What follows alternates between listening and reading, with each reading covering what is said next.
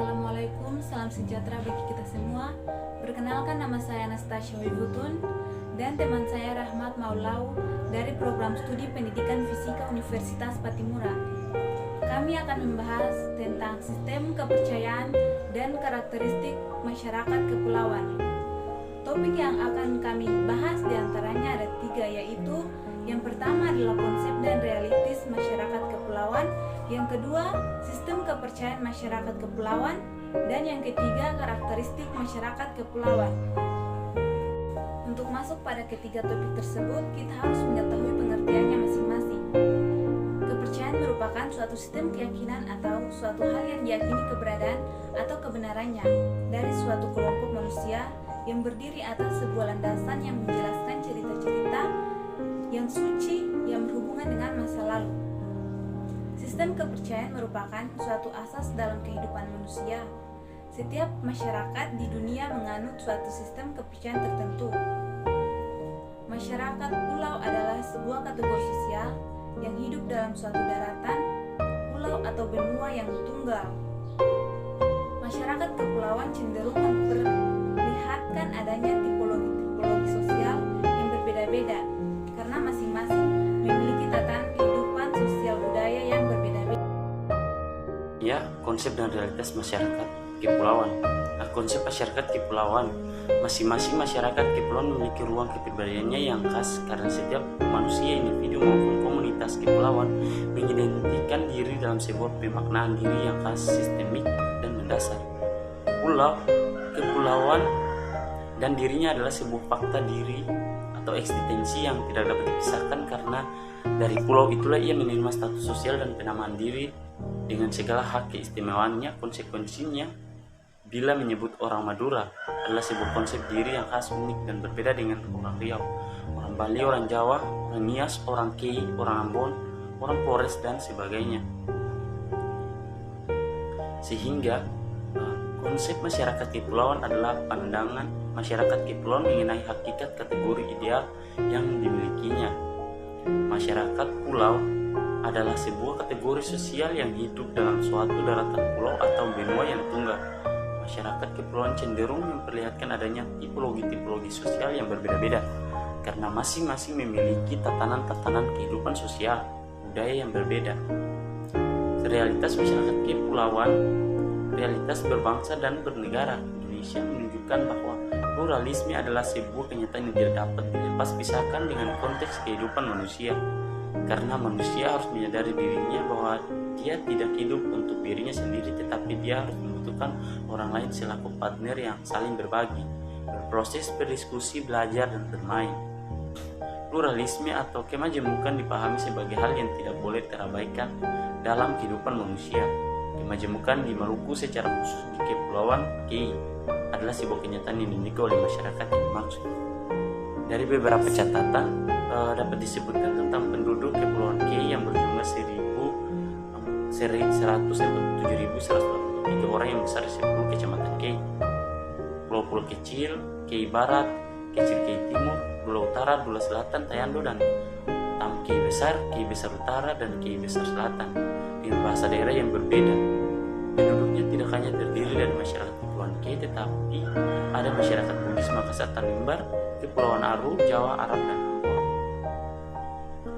Terdapat 6 agama resmi di Indonesia, yaitu Islam, Kristen, Protestan, Katolik, Hindu, Buddha, dan Konghucu. Di samping agama-agama, suku, dan berbagai sistem kemajemukan budaya dan subbudaya, itu semua adalah kenyataan yang tidak dapat ditolak karena kemajemukan merupakan sebuah kenyataan, tetapi juga merupakan karya Tuhan Yang Maha Esa yang harus dijadikan sebagai besar. Ya, sistem kepercayaan masyarakat kepulauan.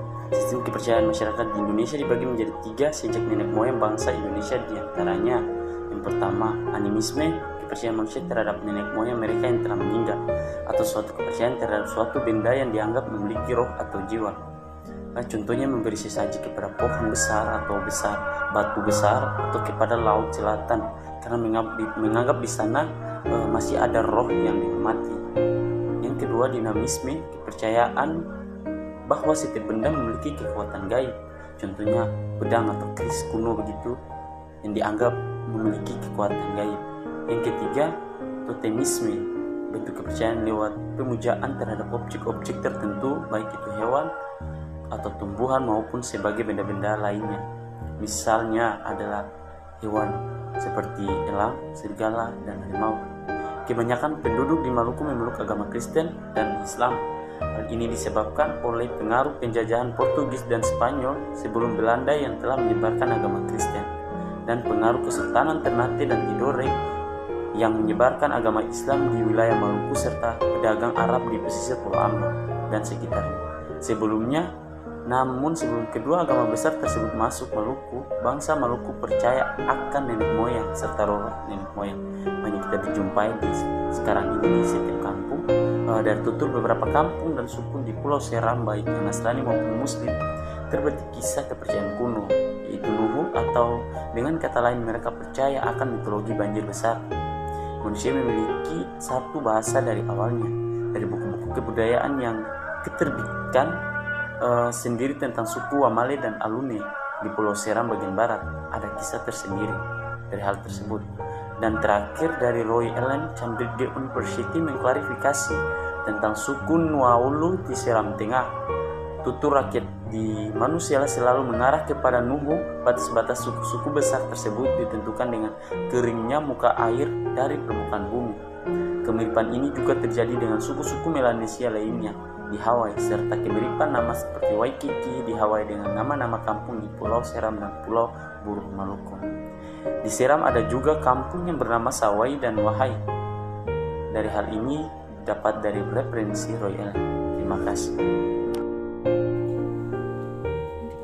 Yang ketiga adalah karakteristik masyarakat kepulauan. Masyarakat kepulauan sama halnya dengan masyarakat pesisir. Secara teoritis, masyarakat pesisir merupakan masyarakat yang tinggal dan melakukan aktivitas sosial, ekonomi yang terkait dengan sumber daya wilayah pesisir dan lautan. Dengan demikian, secara sempit masyarakat pesisir memiliki ketergantungan yang cukup tinggi dengan potensi dan kondisi sumber daya pesisir dan lautan.